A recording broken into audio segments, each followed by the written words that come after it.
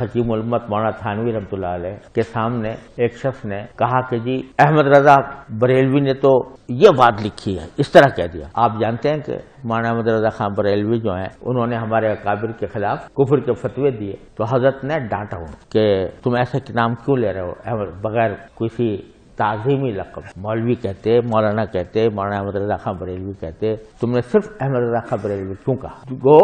یعنی گویا اس کو بھی ان کی توہین سمجھا اور ٹوکا کہ ٹھیک ہے تمہارے خلاف دوسرے مسلک کے آدمی ہیں، ہمارے اوپر فتوے بھی لگائے، لیکن ہم اپنی زبان کو گندا نہیں کریں گے، ہم اپنی زبان سے ان کی توہین نہیں کریں گے۔ تو اللہ تبارک و تعالیٰ نے ہمارے اکابر کو ایسا بنایا کہ اپنی زبان کو ہمیشہ دائرے میں رکھتے۔ السلام علیکم ورحمۃ اللہ، لا حول ولا قوۃ الا باللہ، حسبنا اللہ ونعم الوکیل، یا حی یا قیوم برحمتک استغیث، لا الہ الا انت سبحانک انی کنت من الظالمین، ربنا آتنا من لدنک رحمہ وہیئ لنا من امرنا رشدا، اللہم صل علی محمد وعلى آل محمد وأصحاب محمد وأزواج محمد وأمة محمد أجمعين إلى يوم الدين آمين۔ الحمد لله رب العالمين والصلاة والسلام على سيد الأنبياء والمرسلين وعلى آله وأصحابه أجمعين إلى يوم الدين۔ الحمد للہ آج 14 جنوری 2024 کو سنڈے کے دن ہمارا یہ پبلک سیشن نمبر 129 ہوگا۔ آپ کے یہ ریئل ٹائم کوسچنز پرچیوں کی شکل میں میرے پاس آ چکے ہیں، انشاءاللہ انہیں میں بعد میں ڈسکس کروں گا۔ پہلے کرنٹ افیئر کے طور پر ایک ایشو میں نے ڈسکس کرنا ہے، اور وہ ہے جو دیوبندی مکتب فکر ہے، ان کے بڑے بزرگ جن کے اوپر پورا فرقہ کھڑا ہوا ہے، وہ انہیں حکیم الامت کہتے ہیں، اگرچہ بریلوی انہیں مریض الامت کہتے ہیں، لیکن چونکہ ان کے نزدیک تو وہ ایک رسپیکٹیبل پرسنالٹی ہیں۔ مولانا اشرف علی تھانوی صاحب المتوفا 1944 عیسوی بمطابق 1363 ہجری، یہ ان کی ڈیتھ کا ایئر ہے۔ اشرف تھانوی صاحب چونکہ سلسلہ عالیہ چشتیہ سے تعلق رکھتے تھے تصوف کے اندر، اور تصوف ایک ایسی چیز ہے کہ جو بھی اس کے ساتھ اپنا سلسلہ رکھے تو کہیں نہ کہیں گمراہی کا کوئی دروازہ اس پہ کھل ہی جاتا ہے۔ رات کو بھی ہماری ایک ویڈیو اپلوڈ ہوئی ہے ہمارے استاد ڈاکٹر اسرار احمد صاحب رحمہ اللہ تعالی کے حوالے سے، انہوں نے جو کچھ سٹیٹمنٹ دی جنت اور جہنم کے بارے میں، وہ صوفیاء سے ہی متاثر ہو کر دی، اس لیے میں نے اس کے اوپر علمی گرفت کی۔ وہ ویڈیو اپلوڈ ہو چکی ہے، وہ آپ لوگ ضرور دیکھیں تاکہ آپ کو معلوم چلے کہ تصوف نے کتنے بڑے بڑے لوگوں کو راہ حق سے ہٹنے پر مجبور کیا، صرف ان لوگوں کے بڑے قد کاٹ کی وجہ سے بڑے بڑے لوگ بھی متاثر ہو جایا کرتے تھے ان لوگوں سے۔ پچھلے دنوں الحمدللہ ہمارے سٹوڈنٹس کی 10 سال کی محنت آلموسٹ رنگ لائی، اور حنفی بریلوی مکتب فکر کے مفتی اعظم پاکستان میں مفتی منیب الرحمان صاحب حافظہ اللہ تعالی نے دارالافتاء نعیمیہ سے اپنے مدرسے سے ایک ریٹن فتویٰ جاری کیا، اور اس پہ 1 درجن سے زیادہ علماء کے سگنیچرز ہیں، جس میں انہوں نے چشتی رسول اللہ کو کفر ڈکلیئر کیا۔ اگرچہ اس فتوے میں کچھ کمزوریاں ہیں، میں ان کو آلریڈی ہائی لائٹ کر چکا ہوں، بہرحال پھر بھی میں نے ان کا شکریہ ادا کیا تھا کہ یہ بہت بڑی ایفرٹ ہے جو انہوں نے کی ہے اس حوالے سے، لیکن کام ابھی باقی ہے۔ ابھی تو کئی اور عبارتیں ہیں جن کے اوپر کفر کا فتویٰ چاہیے، اور وقتاً فوقتاً وہ میں ساری عبارتیں ہائی لائٹ کرتا رہتا ہوں۔ یہ لوگ ان عبارتوں کا مناظروں کے اندر دفاع کرتے آئے ہیں، ان میں سے ایک عبارت سے ابھی انہوں نے اعلان برات کیا ہے چشتی رسول اللہ سے، لیکن وہ بھی جو پرانے بزرگ ہیں جو انہوں نے کام ڈالا ان کے بارے میں انہوں نے گول مول سی بات کی ہے. کیونکہ میں نے چشتی رسول اللہ نہ صرف ان کے بزرگوں کی کتابوں سے ثابت کیا جن کے بارے میں ان کا یہ کلیم ہے کہ شاید بعد میں الحاقی عبارتیں کسی نے ڈال دی ہیں، لیکن پرنٹنگ یہی لوگ کرتے رہے، اس کے پیسے یہی لوگ کھاتے رہے، اور اس سے بڑھ کر جب وہابیوں سے ان کے مناظرے ہوتے تھے تو باقاعدہ چشتی رسول اللہ کا دفاع کرتے تھے اور بلند آواز میں سبحان اللہ کے نعرے بھی لگاتے تھے اس کے دفاع کے اوپر. خواجہ نے کیا فرمایا؟ سنو کہ میں کون ہوں اور کیا ہوں. محمد الرسول اللہ صلی اللہ علیہ وسلم کے دربار کے کمینے غلاموں میں سے ایک ہوں، کمینے غلاموں میں سے ایک ہوں، کمینے غلاموں میں سے ایک ہوں. خیر اچھی بات ہے، رجوع کر لیا، لیکن وہ بزرگ جو قبروں میں چلے گئے اور انہیں بمشکل 100 سال ہوئے ہیں فوت ہوئے، ان بزرگوں سے کیسے یہ اعلان برات کریں گے؟ انہوں نے ان ساری چیزوں کو انڈورس کیا ہے، جن میں اعلی حضرت امام احمد رضا بریلوی المتوفا 1921 عیسوی، یعنی ان کی ڈیتھ 1921 میں ہوئی بمطابق 1340 ہجری. انہوں نے فتاوی رضویہ کے اندر اس کتاب کی تعریف کی، اور نہ صرف تعریف کی بلکہ کہا کہ رسول اللہ کی بارگاہ میں مقبول ہے صلی اللہ علیہ وآلہ وسلم. 7 سنابل، 7 چشتیہ کے بزرگوں کے حالات، جس میں چشتی رسول اللہ کا واقعہ موجود تھا. اگر اعلی حضرت کو پتا تھا کہ اس میں چشتی رسول اللہ لکھا ہے تو انہوں نے اتنا بڑا جرم کیا کہ رسول اللہ کی طرف ایک جھوٹ منسوب کر دیا صلی اللہ علیہ وآلہ وسلم. اور دوسرا بڑا جرم ان کا یہ کہ کفریہ عبارت سے انہوں نے جان بوجھ کر صرف نظر کیا. اور اگر نہیں پتا تھا تو ان کی بزرگی فارغ ہو گئی. یہ تو کہتے ہیں کہ یہ غوث وقت ہیں، اور وقت کا غوث جو ہے وہ پوری کائنات کو اس طریقے سے دیکھ رہا ہوتا ہے جس طرح ہتھیلی کے اوپر رکھا ہوا دانا. تو ان کی بزرگی بھی فارغ ہو گئی. اور دوسرے ان کے جو بڑے اعلی حضرت تھے وہ پیر میر علی شاہ صاحب گولڑوی، انہوں نے تحقیق الحق فی کلمت الحق کے اندر چشتی رسول اللہ کو انڈورس کیا، اور غلام احمد قادیانی دجال کو کہا کہ تم اس کی پلی نہیں لے سکتے. یعنی وہی بات ہے کہ جی ساڈا کتا کتا تے تہاڈا کتا ٹومی. یہاں انہوں نے اس محاورے کو بھی الٹا کر دیا. انہوں نے کہا ساڈا کتا ٹومی، تہاڈا کتا کتا ہی رہے گا. تو پیر میر علی شاہ صاحب تو 1937 میں فوت ہوئے ہیں. آج ہے 14 جنوری 2024، یعنی 100 سال بھی نہیں ہوئے. اور ان لوگوں کے کلمی نسخے ان کے درباروں پہ رکھی ہوئی جو لائبریری ہیں ان کے اندر موجود ہیں. کوئی یہ نہیں کہہ سکتا کہ ان کے ساتھ کسی نے الحاقی عبارتیں کر دی ہیں.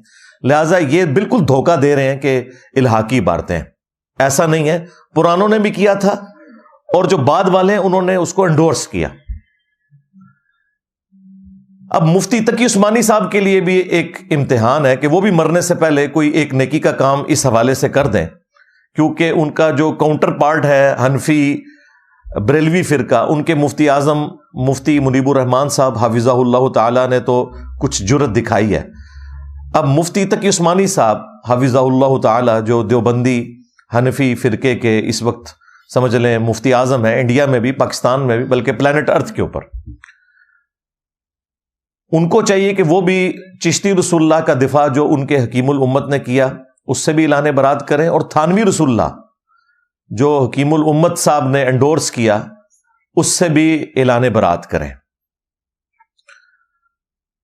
کچھ عرصہ پہلے مجھے ایک بھائی نے ای میل کے اوپر چشتی رسول اللہ کے دفاع کے اوپر جو اشرف علی تھانوی دیوبندی حنفی چشتی صاحب نے دفاع کیا تھا،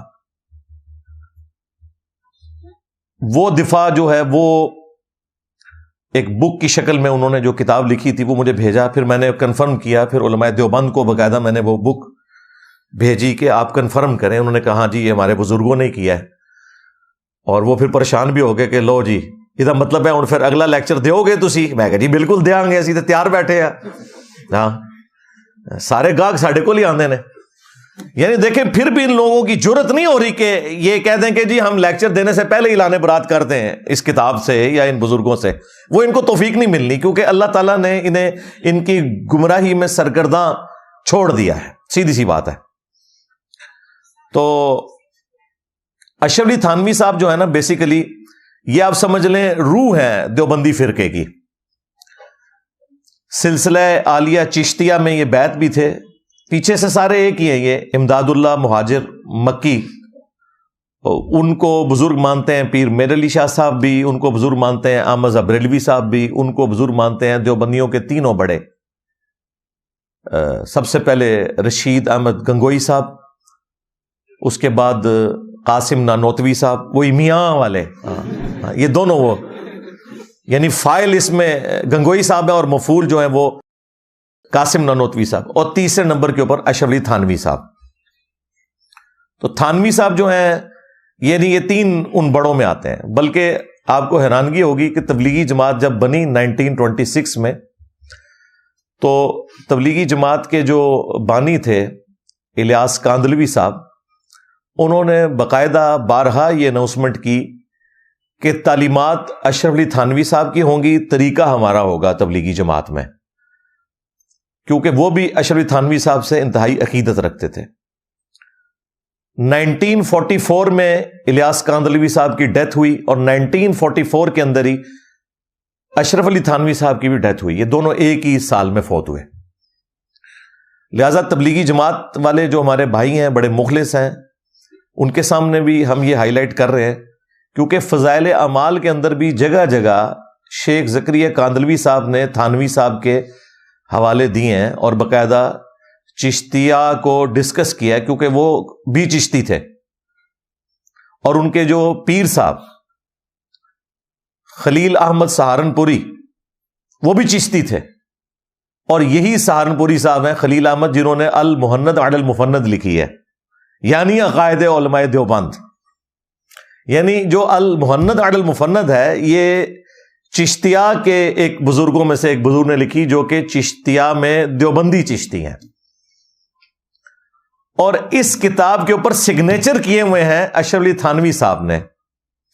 اور جب انہوں نے سگنیچر کیے ہیں تو اپنے نام کے ساتھ لکھا ہے اشرف علی تھانوی حنفی چشتی, دیوبندی نہیں لکھا, چونکہ وہ دیوبند کے امام ہیں نا, تو وہ خود تو اپنے آپ کو دیوبندی نہیں کہہ سکتے تھے. تو ان کی نسبت سے ایک دیوبند کا سلسلہ چلا آگے. تو باقاعدہ انہوں نے لکھا ہے حنفی چشتی اپنے نام کے ساتھ.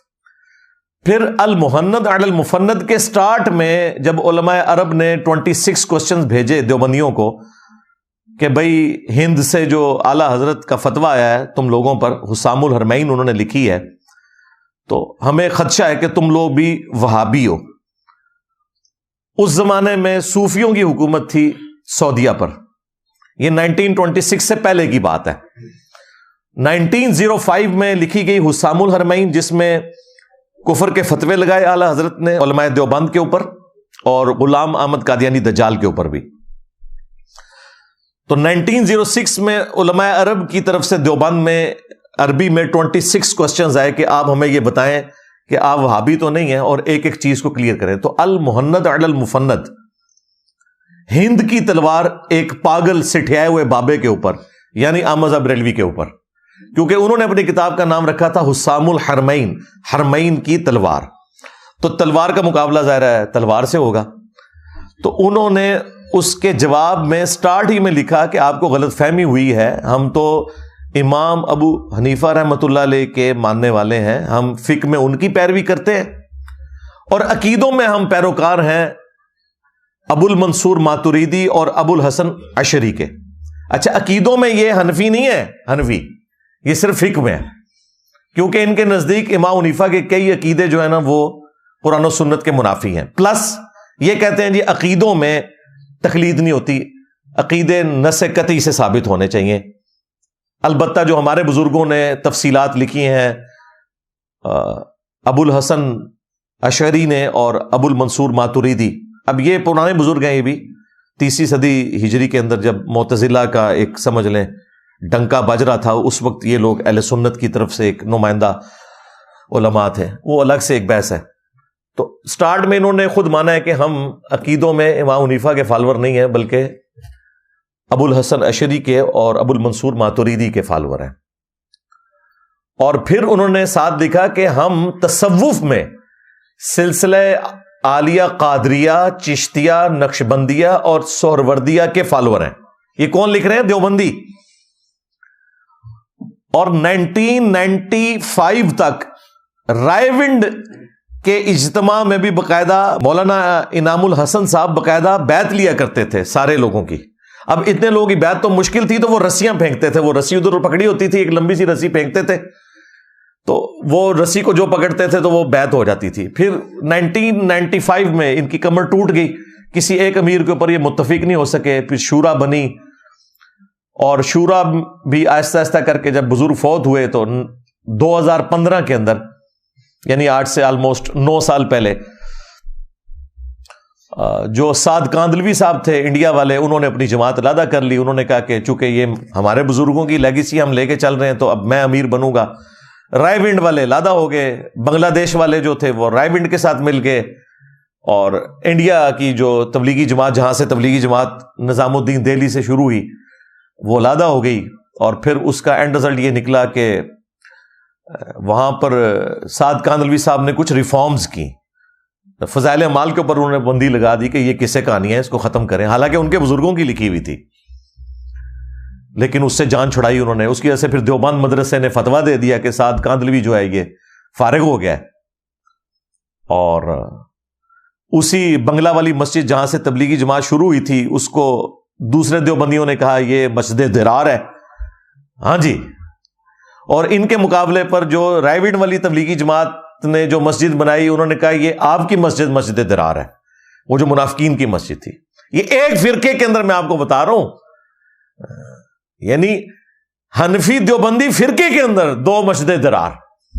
ابھی تو حنفی بریلوی بھی باقی ہیں. خیر, یہ سارے کا سارا سلسلہ ہوا.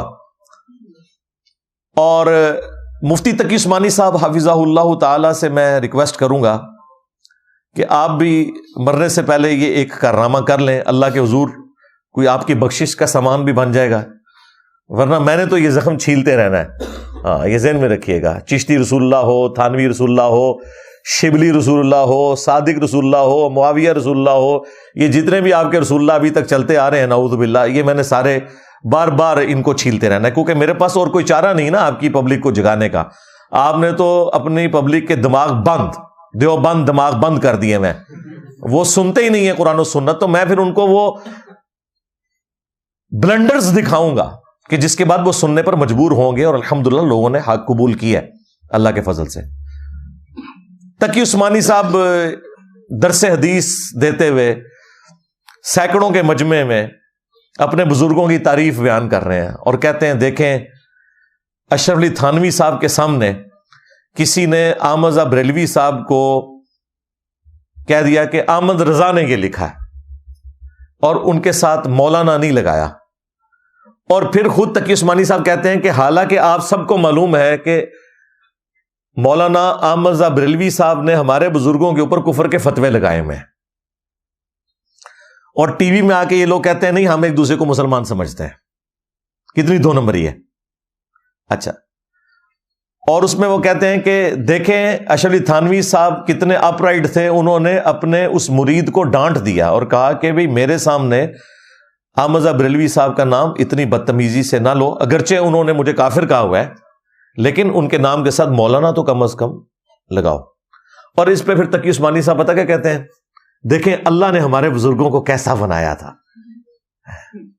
اللہ نے ہمارے بزرگوں کو ایسا بنایا تھا.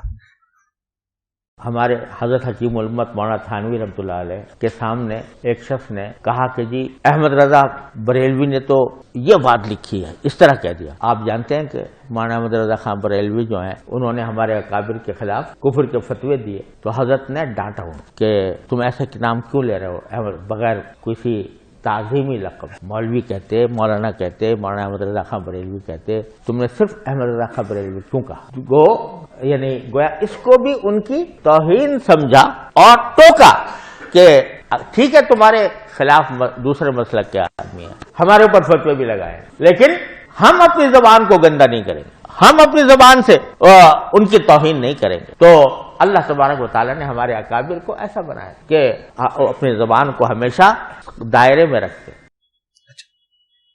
لوگ بھی بڑے خوش ہوئے کہ واقعی دوسرے کافر کہہ رہے ہیں اور یہ ان کو رسپیکٹ دے رہے ہیں. تو تقی عثمانی صاحب یہ 2 نمبری چھوڑ دیں, اللہ سے ڈر جائیں. آپ کو پتا ہے کہ آپ کے بزرگوں کو اللہ نے کیسا بنایا تھا. یہی اشرف علی تھانوی, اس نے المحند علی المفند کے اوپر سگنیچر کیے ہوئے ہیں, جس کتاب کا نام یہ ہے کہ اسی احمد بریلوی کو المفند یعنی سٹھایا ہوا پاگل بابا کہا گیا. کتاب کا نام یہ ہے. پھر اشرف علی تھانوی صاحب جب سگنیچر کر رہے تھے, انہوں نے اس کتاب کو نہیں پڑھا کہ کتاب کے نام میں احمد بریلوی کو پاگل انسان کہا گیا ہے. نمبر 2, اس کے سٹارٹ میں انہوں نے کہا کہ احمد بریلوی اور ان کی پوری جماعت ایک شیطانی لشکر ہے جو علماء دیوبند رضی اللہ عنہم پر حملہ آور ہوئے ہیں, جس طرح کے شیاطین حملہ آور ہوتے تھے انبیاء کے اوپر. یعنی کافر کہہ دیا, کیونکہ انبیاء کے اوپر شیاطین جو ہوتے تھے نا حملہ آور, وہ مسلمان تو نہیں ہوتے تھے نا, کافر ہی ہوتے تھے نا, وہ تو اللہ ان کی حفاظت کرتا تھا. پھر انہوں نے اس وقت کے صوفی جو تھے عرب میں بیٹھے ہوئے, انہیں سیٹسفائی کرنے کے لیے کہا کہ خوارج کی جماعت ہے یہ جو اہل حدیث وہابی فرقہ ہے, محمد بن عبد الوہاب صاحب کو لکھا خارجی. جب تم اہل حدیث کو خارجی کہو, تم احمد بریلوی کو وہ شیطانی لشکر کہو کہ جس طریقے کے شیاطین حملہ آور ہوتے تھے انبیاء کے اوپر, اس کے بعد تم یہ دعویٰ کرو کہ اللہ نے ہمارے بزرگان دین کو ایسا بنایا تھا, اللہ نے ہمارے کافرین کو ایسا بنایا تھا. اللہ نے تمہارے کافرین کو ایسا نہیں بنایا تھا, اللہ نے تو ٹھیک بنایا تھا. وہ خود جو ہے نا وہ پھر پستی میں گر گئے. وہ اپنے مخالفین کو المفند کہتے تھے, وہ اپنے مخالفین کو شیطانی لشکر کہتے تھے.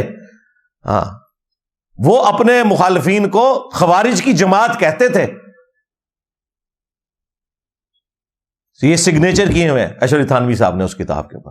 اور صرف تھانوی صاحب نے نہیں ہے, کم از کم 3 درجن علماء کے سائن ہیں اس پہ. بلکہ بعد میں بھی جتنے یہ ان کے علماء دیوبند آتے ہیں نا بڑے بڑے, وہ بھی ساتھ بیچ میں اپنا لچ فرائی کرتے ہیں کہ ہاں جی ہم بھی اسے انڈورس کرتے ہیں, ہم بھی انڈورس کرتے ہیں. ٹھیک ہے, اور یہ بڑی نیکی کی ہے انہوں نے امت کے ساتھ. اگر میں کہتا نا یہ ان کے عقیدے ہیں تو انہوں نے ماننا نہیں تھا. انہوں نے خود چھاپی کتاب, اور دیکھیں کتنی نیکی کی. کتاب کا نام تھا المحند علی المفند, بریکٹ میں خود لکھ دیا یعنی عقائد علماء دیوبند اہل سنت, یعنی اہل سنت دیوبند والے. اہل سنت اس ٹائم کوتر زون ہے نا, اہل حدیث بھی ان کہہ رہے ہیں ہم اہل سنت ہیں, علماء عرب کہتے ہیں ہم اہل سنت ہیں, بریلوی کہتے ہیں یہ سارے فراڈی ہیں, اہل سنت ہم ہیں. حالانکہ اہل سنت وہ ہیں جو اہل سنت کی کتابوں کو ماننے والے ہیں. خیر, یہ اشرف علی تھانوی صاحب جب سگنیچر کرتے ہیں تو اپنے ساتھ لکھتے ہیں حنفی چشتی. یہ میں نے سب کچھ اس لیے بتایا تاکہ آپ کو پتا چل جائے کہ یہ بھی تصوف کے ماننے والے ہیں اور اپنے آپ کو چشتی کہتے تھے. اب چونکہ یہ چشتی تھے تو لہذا چشتیہ نے جو گند پھیلایا اس کے دفاع کی ذمہ داری صرف بریلویوں کے بزرگوں کی تو نہیں تھی, دیوبندیوں کے بزرگوں کی بھی تھی. جس طرح یہ دونوں اپنے آپ کو حنفی کہتے ہیں لیکن ایک دوسرے کو حنفی ماننے کے لیے تیار نہیں ہے, اس طرح یہ کہتے ہیں اصل تصوف پہ ہم چل رہے ہیں, دیوبندی کہتے ہیں, جبکہ بریلوی کہتے ہیں نہیں تم تو فراڈی ہو, اصل تصوف پہ ہم چل رہے ہیں. تو اشرف علی تھانوی صاحب نے ایک کتاب لکھی, اس کا نام انہوں نے دیکھیں کیا رکھا ہے, السنت الجلیہ فی الچشتیۃ العلیہ. یہ لالا بات ہے کہ عربی میں چے ہوتی نہیں ہے, لیکن ان کی مجبوری تھی, اب چشتی کی چے کو چے ہی رکھنا تھا نا, تو ویسے اس کو بدل لیتے ہیں. جس طرح یہ عبد القادر گیلانی تھے نا، تو وہ گاف تو عربی میں نہیں ہوتی، تو اس کو جیلانی بنا دیا انہوں نے، گاف کو جیم بنا دیا. تو یہاں بھی جشتیہ تو ہو سکتا تھا کسی طریقے سے. خیر، کتاب کا نام رکھا ہے السنت الجلیہ فی الچشتیۃ العلیہ، یعنی یہ وہ روشن راستہ ہے جو چشتیہ کے اعلیٰ ترین سلسلے کا ہے. یہ کتاب کا نام ہے. اور اس کتاب میں کیا انہوں نے کیا ہے، انہوں نے کہا کہ جب ان پر اعتراض ہوا کہ بھئی اس میں تو چشتی رسول اللہ والا واقعہ ہے، تو انہوں نے وہ اس واقعے کا بھی دفاع کیا، اور بھی کافی صوفیاء کی کہانیاں اس میں لکھی ہوئی ہیں، وہ اس کے اوپر نہ دفاع کرتے ہیں. ہمارے لیے خیر یہ اہم ہے کہ ہم یہ بتائیں کہ انہوں نے یہ دفاع کیسے کیا اور پھر اس کی انجینئرنگ کریں. ہاں، لیکن انجینئرنگ سے پہلے ایک دفعہ ذرا دروشی پڑھ لیں. اللہم صلی علی محمد وعلی آل محمد واصحاب محمد وازواج محمد وامت محمد اجمعین الی یوم الدین آمین. ہاں جی جناب، یہ تھانوی صاحب کی جو کتاب ہے السنت الجلیہ فی الچشتیۃ العلیہ، اس کتاب میں جو باب سوم ہے، یعنی 3rd چیپٹر، پیج نمبر 124، اس کے اوپر وہی واقعہ لکھا ہوا ہے جو ہشت بہشت کے اندر خواجہ قطب الدین بختیار کاکی نے، یہ کاکی جو ہے نا وہ یہ پنجابی والا کاکی نہیں ہے، ذہن میں رکھیے گا، ہاں، اپنے پیر و مرشد معین الدین چشتی اجمیری المتوفہ 633 ہجری کے بارے میں لکھا ہے.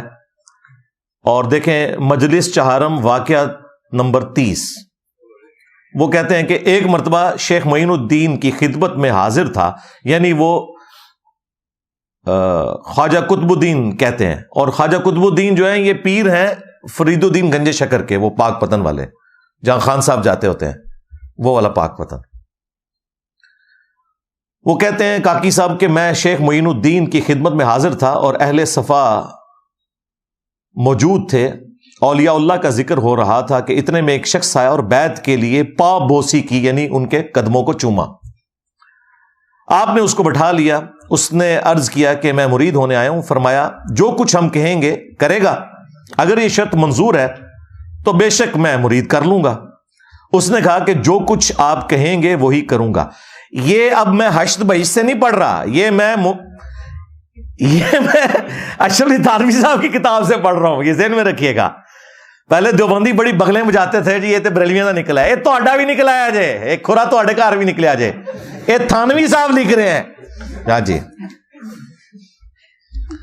متفق علیہ ہو گیا نا، جس طرح جو حدیث بخاری اور مسلم میں آئے نا تو کہتے ہیں دونوں شیخین اس کے اوپر متفق ہیں. ٹھیک ہے، اس طرح اب یہ متفق علیہ ہو گیا. ہشت بہشت ہو، سبا سنابل ہو، یا یہ تھانوی صاحب کی کتاب السنت الجلیہ، جو کچھ ہم کہیں گے کرے گا، اگر یہ شرط منظور ہے تو بے شک میں مرید کر لوں گا. اس نے کہا جو کچھ آپ کہیں گے وہی کروں گا. آپ نے فرمایا کہ تو کلمہ کس طرح پڑھتا ہے؟ لا الہ الا اللہ محمد رسول اللہ. ایک بار ذرا اس طرح پڑھ، لا الہ الا اللہ چشتی رسول اللہ، نعوذ باللہ. چونکہ راسخ العقیدہ تھا اس نے فوراً پڑھ دیا. خواجہ نے اس سے بیعت لے لی اور بہت کچھ خلعت اور نعمت عطا کی، اور فرمایا میں نے فقط تیرا امتحان لیا تھا تاکہ مجھے معلوم چلے کہ تجھ کو مجھ سے کس قدر عقیدت ہے، ورنہ میرا مقصد یہ نہ تھا کہ تجھ سے اس طرح کلمہ پڑھواؤں. اس کا مطلب ہے خواجہ صاحب ہوش میں بھی ہیں جی، اور انہیں یہ بھی پتا ہے کہ انہوں نے کام ڈالا ہے. آپ کو تو یہ بتاتے ہیں کہ یہاں کوئی جھوٹی موٹی بھی لکھ کے قادیانی جرمنی چلا جائے تو وہ کافر ہو جائے گا، یہاں سچی مچی بھی کروائے تو وہ کوئی مسئلہ نہیں ہے. اس واقعے کے اوپر جو اشکالات ہیں اس کے پھر تھانوی صاحب نے جواب دیے، اور جو جواب دیے انہوں نے، آپ کے کانوں سے دھواں نکلے گا کہ یہ اپنے بزرگوں کو بچانے کے لیے کس لیول کے اوپر گر سکتے ہیں. ورنہ میرا مقصود یہ نہ تھا کہ تجھ سے اس طرح کلمہ پڑھواؤں. میں کہ کون اور میں کیا چیز، ایک ادنا بندگانے اور غلامان محمد رسول اللہ ہوں صلی اللہ علیہ وآلہ وسلم. حکم وہی ہے جو اول سے کہتا ہے کہ لا الہ الا اللہ محمد رسول اللہ. اس بات سے تیری صدق عقیدت معلوم ہو گئی کہ تو بڑا پکا مجھ سے عقیدت رکھنے والا ہے، اب تو میرا مرید صادق ہوا۔ مرید کو ایسا ہی چاہیے کہ اپنے پیر کی خدمت میں صادق اور راسخ ہو۔ یہاں پہ جناب واقعہ ختم ہوا۔ اس کے بعد جو اس واقعے کے اوپر اعتراضات ہیں نا، اس کے جوابات دے رہے ہیں تھانوی صاحب۔ اشکال، وہ کہتے ہیں اس کے اوپر کسی کو اشکال ہو سکتا ہے، ایمبیگوٹی انگریزی میں کہہ لیں۔ کیا امتحان کے لیے کلمہ کفر کہلوانا جائز ہے؟ ویسے عام مسلمان سے پوچھیں، جس کو کبھی کوئی بریلوی دیوبندی نے ڈسا نہ ہو، اور اس سے پوچھا جائے کہ کیا کوئی شخص اپنے نام کا کلمہ پڑھوا سکتا ہے صرف چیک کرنے کے لیے، سارے کانوں کو ہاتھ لگائیں گے کہ نہیں؟ مجھے بتائیں، کوئی دنیا دار بندہ بھی ہو۔ لیکن یہ تصوف کے ماننے والے ایسے بے شرم لوگ ہوتے ہیں کہ یہ اپنے بزرگوں کو بچا لیتے ہیں چاہے ان کو اپنا ایمان دینا پڑ جائے۔ آپ کو انہوں نے یہ کہانی کروائی ہوئی ہے، اور جو بالکل صحیح کہانی ہے کہ اگر کوئی جھوٹی موٹی بھی قادیانی لکھ کے جرمنی چلا گیا تو وہ قادیانی ہو گیا، اگرچہ دل میں ایمان تھا، کیونکہ زندگی موت کی کشمکش نہیں تھی۔ ہاں، زندگی موت کی کشمکش ہو، جان بچانے کے لیے آخری درجے میں اجازت ہے، آپ کلمات کفر بک سکتے ہیں، سورہ النحل کے اندر آیا، لیکن یہ جواز کی حد تک ہے۔ ایمان کا اعلیٰ ترین درجہ یہ نہیں ہے، یہ ذہن میں رکھیے گا، کیونکہ بخاری میں حدیث ہے، مسلم میں بھی موجود ہے، اس شخص نے ایمان کی حلاوت چکھ لی جس میں 3 نشانی ہیں۔ نمبر 1، اللہ اور اس کا رسول اسے پوری دنیا میں سب سے بڑھ کر محبوب ہو جائے صلی اللہ علیہ وآلہ وسلم۔ دوستی اور دشمنی کا معیار اللہ کی ذات ہو، اور تیسری چیز، کفر کی طرف لوٹایا جانا اس کے لیے اتنا ہی مشکل ہو جائے جتنا زندہ آگ میں جلایا جانا، یعنی وہ آگ میں جل جائے لیکن کفر نہ کرے۔ یہ اعلیٰ ترین درجہ ہے، اور یہی وہ چیز ہے جو سنن ابن ماجہ میں ہے۔ نبی الاسلام نے جو وصیت فرمائی تھی نا کہ اللہ کے ساتھ شرک نہ کرنا، خواہ تمہیں سولی دے دیا جائے، تمہیں آگ میں ڈال دیا جائے، تمہارے ٹکڑے ٹکڑے کر دیے جائیں، اللہ کے ساتھ شرک نہ کرنا، وہ ایمان کا اعلیٰ ترین درجہ ہے۔ لیکن جان بچانے کے لیے زندگی موت کی کشمکش میں آپ یہ کر سکتے ہیں کہ آپ کلمات کفر بولیں دل میں ایمان رکھتے ہوئے، لیکن یہاں تو کوئی زندگی موت کی کشمکش ہی نہیں ہے، کوئی جواز ہی نہیں پیدا ہوتا امتحان کے لیے۔ کیا سیدنا ابو بکر اور عمر، عثمان و علی رضی اللہ عنہم اجمعین وعلیہم السلام اجمعین امتحان کے لیے پہلے اپنے نام کا کلمہ پڑھواتے تھے؟ اچھا، اب 3 انہوں نے بیچ میں پوائنٹس ڈسکس کیے ہیں۔ وہ اشکال کے بعد لکھتے ہیں کہ کلمہ کفر جب ہے کہ تعویل ممکن نہ ہو۔ دیکھو، بابا ہے تو کہتے ہیں تعویل کریں گے، بچائیں گے بابے کو۔ یار کہہ دو کہ بابا جو ہے سٹھیا گیا تھا، یا بابے کی طرف بات غلط منسوب ہو گئی، تو بابا بھی بچ جائے، یعنی چشتی چاچو بھی بچ جائے اور چشتی چاچو کی چاچی بھی بچ جائے۔ ہاں، کیونکہ کسی نے اگر کلمات کفر کہلوائے تو اس کی بیعت بھی ٹوٹ گئی، اس کا نکاح بھی ٹوٹ گیا۔ چشتی چاچو تیری چاچی گئی، ہاں، تھانوی چاچو تیرے چاچے دی چاچی گئی، ہاں، اور بیعت بھی گئی۔ پہلے تو خود بیعت ہوگا، تجدید نکاح کرے گا، پھر بیعت کرے گا۔ یہ بیعت تو ویسے ہی نہیں ہوئی ہے کیونکہ بیعت تو ٹوٹ چکی ہے، اس کی ایمان چلا گیا، تو تجدید ایمان بھی کرنا ہے اور تجدید نکاح بھی۔ وہ کہتے ہیں اگر تعویل ممکن نہ ہو پھر کلمات کفر ہوتے ہیں۔ اب آپ سنیں تعویل کیا ہے، کدھر دماغ گیا ہے۔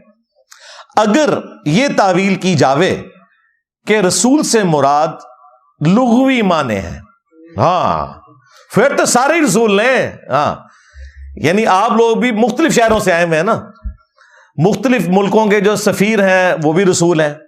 یہاں پہ کوئی ایسا کرینہ موجود نہیں لغت میں رسول کا لفظ۔ جب گاندھی صاحب پہلی دفعہ سعودی عرب گئے تو وہاں انہوں نے جگہ جگہ بینر لگائے تھے رسول امن کے، کہ یہ امن کا رسول ہے، امن کا سفیر ہے۔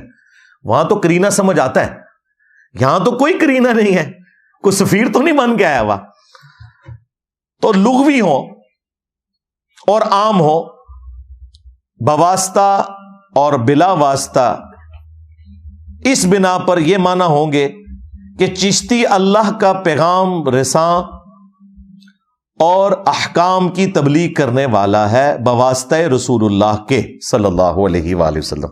وہ کہتے ہیں چشتی رسول اللہ میں رسول سے مراد پیغمبر ہونے کا دعویٰ کرنا نہیں ہے، بلکہ وہ یہ کہنا چاہ رہے تھے کہ چشتی جو ہے وہ رسول اللہ کا رسول ہے، یعنی ان کا نمائندہ ہے، ان کا سفیر بن کے ہے. تو 2 بار تو رسول نہیں اس نے کہلوایا، ٹھیک ہے، اس نے تو چشتی رسول اللہ کا ہے. اچھا، کہتے ہیں کہ جیسا کہ مشکات شریف میں آیا ہے، مشکات شریف میں یہ حدیث واقعی موجود ہے، لیکن وہ اس طرح نہیں ہے حدیث جس طرح یہ بیان کر رہے ہیں کہ ایک انصاری صحابی ہیں ابن مربع. یہ حدیث مشکات میں جامع ترمذی کے حوالے سے ہے، سنن ابی داؤد میں بھی موجود ہے، نسائی میں بھی، ابن ماجہ میں بھی، سنن کی 4 کتابوں میں. تو وہ میدان عرفات کے اندر کچھ اصحاب کے پاس آئے جو کہ میدان عرفات میں نبی صلی اللہ علیہ وآلہ وسلم سے بہت دور انہوں نے خیمہ لگایا ہوا تھا. ظاہر ہے تعداد کافی زیادہ تھی، 1 لاکھ سے زیادہ تھے، تو سارے لوگ تو حضور کے قریب نہیں ہو سکتے تھے. تو بعض لوگوں کو یہ وہم ہو گیا کہ شاید ہم لوگ جو ہیں وہ نبی علیہ السلام سے چونکہ دور ہیں تو پتہ نہیں ہمارا حج ہوگا کہ نہیں، امام کے بالکل قریب ہونا چاہیے. تو نبی علیہ السلام نے ان کا وہم نکالنے کے لیے ابن مربع کو بھیجا کہ آپ وہاں جا کے اناؤنسمنٹ کریں کہ یہ جگہ بھی عرفات کے اندر داخل ہے، آپ کو ٹینشن لینے کی ضرورت نہیں ہے، جتنے لوگ بھی یہاں پہ موجود ہیں، جتنے بھی اس جگہ کے قریب قریب لوگ ہیں، وہ سب کے سب میدان عرفات میں ہی شمار کیے جائیں گے. تو اس میں الفاظ ہیں انی رسول اللہ علیکم، میں رسول اللہ کی طرف سے تمہارے پاس پیغام لے کر آیا ہوں. تو اس میں 2 دفعہ رسول کا لفظ موجود ہے، ایک دفعہ لغت کے معنوں میں اور ایک دفعہ نبی علیہ السلام کے حوالے سے، کہ نبی علیہ السلام نے مجھے اپنا نمائندہ بنا کے تمہارے پاس بھیجا ہے تاکہ انہیں یہ یقین آ جائے کہ وہ اپنی طرف سے نہیں بات کر رہا، نبی علیہ السلام نے بھیجا ہے. تو اس بات کو اس نے دلیل بنایا تھانوی صاحب نے. انہوں نے کہا کہ انہوں نے بھی تو کہا تھا انی رسول اللہ علیکم. تو تھانوی صاحب کہتے ہیں کہ یہ جو چشتی رسول اللہ ہے اس نے بھی یہی بات کی ہے. تو ہم یہ پوچھیں گے تھانوی صاحب، نبی علیہ السلام کی تو وفات ہوئی ہے 11 ہجری میں، اور معین الدین چشتی جو ہیں وہ 600 سال بعد آ رہے ہیں، ان کے پاس کون سا نبی علیہ السلام کا ڈائریکٹ پیغام تھا جو وہ لے کر آئے؟ بیچ میں وہ بتائیں نا. تو جتنے 100 سال کے بندے ہیں ساروں کے ساتھ رسول لگائیں. کیا نبی علیہ السلام کی وفات کے بعد کسی شخص نے یہ کلیم کیا کہ میں رسول اللہ کی طرف سے رسول بن کے آیا ہوں؟ نہیں. خلیفۃ الرسول کہا. یہ تھانوی صاحب ہوتے نا تو یہ بھی مت دیتے خلفائے راشدین کو کہ خلیفۃ الرسول نہ کو اپنے آپ کو، بلکہ کہو ہم رسول اللہ کے رسول ہیں. بھئی رسول اللہ کے رسول تو تب ہوتے ہیں جب نبی علیہ السلام اپنی زندگی میں کسی کی ڈیوٹی لگائیں کہ بھئی یہ پیغام لے کے چلے جاؤ. جب نبی علیہ السلام دنیا سے چلے گئے اس کے بعد کتاب و سنت کی تعلیمات ہیں، اس میں کوئی شخص یہ کلیم نہیں کر سکتا کہ میں رسول اللہ کا رسول ہوں. ہاں یہ کہہ سکتا ہے میں نبی علیہ السلام کی تعلیمات لے کے چل رہا ہوں، یا فوراً سکسیسر بنے حضرت ابوبکر صدیق، انہوں نے ٹرم یوز کی اپنے لیے خلیفۃ رسول اللہ صلی اللہ علیہ وآلہ وسلم. کیوں؟ کہ وہ نبی علیہ السلام کی مسند پر صحابہ کرام کے اجماع سے بیٹھے تھے. اس کے بعد 2 دفعہ خلیفہ کا لفظ لگایا جاتا تھا حضرت عمر کے ساتھ، خلیفہ اور پھر خلیفۃ رسول اللہ، یعنی رسول اللہ کے خلیفہ. تو پھر اصحاب نے مشورہ کیا کہ یہ تو اس طریقے سے تو خلیفہ لگاتے چلے جائیں گے، تو بہتر ہے کہ ہم آپ کو امیر المومنین کہیں. تو سیدنا عمر کے دور میں امیر المومنین کی ٹرم ڈیوائز کی گئی. یہ جو تھانوی صاحب والی ٹرم ہے نا، رسول اللہ علیکم، اس کی بنیاد سے کسی نے یہ چیزیں نہیں نکالی ہوئی تھی، لہذا یہ بالکل ان کی باطل تعویل ہے. پھر وہ کہتے ہیں کہ اسی طرح کی ایک مثال جو ہے سورہ یاسین میں بھی موجود ہے. حضرت عیسیٰ علیہ السلام نے بھی 2 رسول بھیجے تھے دعوت و تبلیغ کے لیے. یقیناً جب عیسیٰ علیہ السلام دنیا میں موجود تھے انہوں نے بھیجے، بالکل ٹھیک ہے، وہاں لغت کے معنوں میں آپ لیں، ہم کوئی نہیں، لیکن یہ تو بالکل اس کے ساتھ کوئی قرینہ نہیں بنتا. اور پھر انہوں نے کہا کہ امام حنیفہ اور امام ابو یوسف کے نزدیک بھی اس طرح کی چیزوں کی تعویل ممکن ہے کہ جب کوئی شخص اس طرح کی دوہری بات کر رہا ہو. بھئی تعویل کوئی ممکن نہیں ہے، اس طرح کی بات کی نہیں ہے ممکن، یہاں کوئی قرینہ ہی نہیں ہے. پھر وہ دوسرا اشکال جو ہے نا وہ کہتے ہیں کہ البتہ یہ سوال باقی رہا کہ یہ جو اس نے چشتی رسول اللہ جو کلمہ پڑھوایا ہے اس کا استعمال جائز نہیں، یعنی یہ طریقہ اڈاپٹ کرنا جائز نہیں ہے.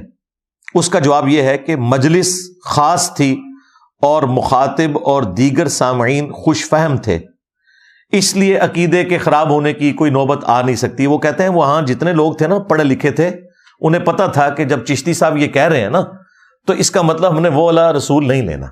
اگر وہاں کے لیے تھا تو کتاباں کو چھاپیاں جے، پھر اگر صرف اس مجلس کے لیے تھا تو اس مجلس کو نشر کرنے کی پوری دنیا میں کیا ضرورت تھی؟ جو تم چاہ رہے تھے کہ پبلک کو نہ پتا چلے، صرف خاص لوگوں کو پتا چلے، اور خاص لوگ جو ہے وہ چشتی رسول سے مراد وہ والا رسول نہیں لیں گے، تو پھر یہ تم نے ساری چیزیں لکھی، پرنٹ کی، پبلک میں بانٹی، الٹا بزرگیاں ویل کی، اس کی بنیاد کے اوپر مناظرے کیے تم لوگوں نے. تو یہ بات بھی تمہاری بالکل باطل ہے. اگر یہ خاص لوگوں کے لیے ہوتا تو وہیں رہنا چاہیے تھا. وہ خاص لوگوں کا کام نہیں تھا کہ یہ گند جو اندر گھولا تھا یہ پبلک میں بھی عام کرتے اور پرنٹ کر کے بتاتے جی ہمارے بزرگوں کے. اور یہ اصل میں ان کے اوپر جب برا وقت آیا تو یہ اس قسم کی تعویلات کر رہے ہیں. ادروائز یہ لوگ ان ساری چیزوں کو تصوف کے نام کے اوپر صحیح مانتے ہیں. خیر یہ بالکل ان کی یہ بات بالکل غلط ہے. وہ کہتے ہیں عقیدے کا فساد نہیں ہوگا کیونکہ وہاں سارے سمجھدار لوگ بیٹھے ہیں. وہ اللہ دے بندے تو آڈے مفتی نے انہوں دا علمی لیول بھی سانو پتا چل گیا ہے. انہوں کو بیٹھنے والے تو اس تو بڑے بٹ ہون گے. ہاں علمی لیول انہوں دا. تیسری بات وہ کہتے ہیں رہی یہ بات کہ آخر مصلحت ہی کیا تھی. وہ کہتے ہیں کہ کوئی یہ بھی پوچھ سکتا ہے کہ یار کوئی بندے دے پترا والا طریقہ نہیں لبیا، مطلب طریقہ تو کوئی اور بھی ہو سکتا تھا. تو یہ سوال تو واقعی یہ سوال تو ہے. اب آپ سنیں کہ اس کا جواب وہ کیا دے رہے ہیں. وہ کہتے ہیں کہ جواب ظاہر ہے کہ مصلحت امتحان کی تھی، اس طرح کہ اگر یہ راسخ العقیدہ ہے تو مجھ کو مخالف شریعت کا نہ سمجھے گا، کوئی نہ کوئی تعویل کرے گا ورنہ بھاگ جائے گا. وہ کہتے ہیں یہ تو چیک کیا ہے کہ بھئی مستقبل میں بھی اگر میں نے کوئی غلط کام کیے تو یہ ان کی تعویل کرے گا، یعنی میری بزرگی مسلمہ مانے گا. یعنی کل کو میں نے کوئی چاچی بگا لی شاگردنی تو یہ کہے گا نہیں نہیں بگائی نہیں ہے، نکاح ہی کیا ہے نا جی، نیکی کا کام ہے نا. اور خود تھانوی نے بھی یہ کیا تھا. ہاں اس نے بھی کسی کم سن لڑکی سے شادی کرنی تھی نا تو اس کے مرید سے اس نے ایک خواب گھڑوایا، یا چلیں اس کو شیطان نے دکھایا خواب کہ جی حضرت میں دیکھتا ہوں کہ سیدہ عائشہ سلام اللہ علیہا آپ کے گھر تشریف لائی ہیں. تو اشری تھانوی صاحب کہتے ہیں اس خواب کے اندر مجھے لگا کہ اشارہ ہے کہ کوئی کم سن لڑکی میرے ہاتھ لگے گی. ہاں یعنی میں بھی کسی چھوٹی عمر کی لڑکی سے شادی کروں گا، کیونکہ جب اما عائشہ سلام اللہ علیہا رسول اللہ کے عقد میں آئی تھی تو اس وقت ان کی عمر کم تھی. تو یہ میرے گھر میں جو تم نے حضرت عائشہ کو دیکھا ہے اس کی تعبیر میں، یہ خوابوں کی تعبیر ہو رہی ہے. ماں کو دیکھ کے چاچے ان کے چاچیاں بگا رہے ہیں، چلیں بعد میں نکاح کر رہے ہیں. تو یہاں پہ بھی دیکھیں تھانوی صاحب، میں نے آپ کو کہا تھا نا یہ پرانے بزرگوں کی عزت اس لیے کرتے ہیں تاکہ کل کو انہوں نے خود کام ڈالنا ہو نا تو ان کے ماننے والے بھی تعویل کریں جس طرح انہوں نے اپنے بزرگوں کی ہے. یہ دیکھیں وہ کہہ رہے ہیں کہ یہ جواب تو ظاہر ہے کہ مصلحت یہ ہے کہ مرید کو پہلے دن ہی بلی مار دو کہ اس قسم کے بٹ دماغ ہمیں مرید چاہیے کہ ہماری خلاف شرع بات بھی دیکھیں تو کوئی نہ کوئی اس کی تعویل تلاش کریں، مستقبل میں بھی اگر کوئی ہم سے مس ہے. اب آپ کو پتا چلا لوگ کہتے ہیں یار یہ کیسے بٹ دماغ ہیں، پیروں کے کہنے کے اوپر جو ہے وہ بچے ذبح کر دیتے ہیں، پیر ان کی بچیاں بگا کے لے جاتے ہیں، ان کا مال لوٹ لیتے ہیں، پھر بھی یہ پیروں کے ساتھ اٹیچ رہتے ہیں. بھائی ظاہر راسخ العقیدہ ہوں گے نا. تو وہ کہہ رہے ہیں یہ اس لیے تھا تاکہ یہ کنفرم کیا جائے. اللہ کے بندو یہ چیز تو رسول اللہ صلی اللہ علیہ وآلہ وسلم نے اپنے صحابہ کو تعلیم نہیں فرمائی کہ تم نے یہ کچھ کرنا ہے. سورہ یوسف میں واضح اللہ تعالیٰ نے فرمایا رسول اللہ صلی اللہ علیہ وآلہ وسلم کو سینٹرڈ کرتے ہوئے، قُلْ هَٰذِهِ سَبِيلِي ادعو الی اللہ، اے نبی تم فرماؤ کہ یہ ہے میرا راستہ، اور راستہ کیا ہے کہ میں لوگوں کو اللہ کی طرف بلاتا ہوں، علی بصیرۃ، اندھے بن کے نہیں، آنکھیں کھول کر، پوری بصیرت کے ساتھ، انا ومن اتبعنی، میں بھی آنکھیں کھول کر اس راستے پہ چل رہا ہوں، اور میری اتباع کرنے والے بھی آنکھیں کھول کر اس راستے پر چل رہے ہیں۔ نبی علیہ السلام سے تو کہلوایا جا رہا ہے آپ فرما دیں کہ میں بھی آنکھیں کھول کر اور میرے ساتھی بھی آنکھیں کھول کر اس راستے پہ چل رہے ہیں۔ اور کیا تربیت کی ہے نبی علیہ السلام نے اپنے ساتھیوں کی۔ ابو داؤد میں، ابن ماجہ میں حدیث ہے، ایک صحابی نجدیوں کے شہر کوفہ میں ہیرا نامی جگہ پہ گئے، وہاں انہوں نے دیکھا کہ لوگ اپنے سردار کو سجدہ کر رہے ہیں، نبی علیہ السلام کو آ کے سجدہ کیا، آپ نے فرمایا سر اٹھا، یہ کیا کر رہے ہیں؟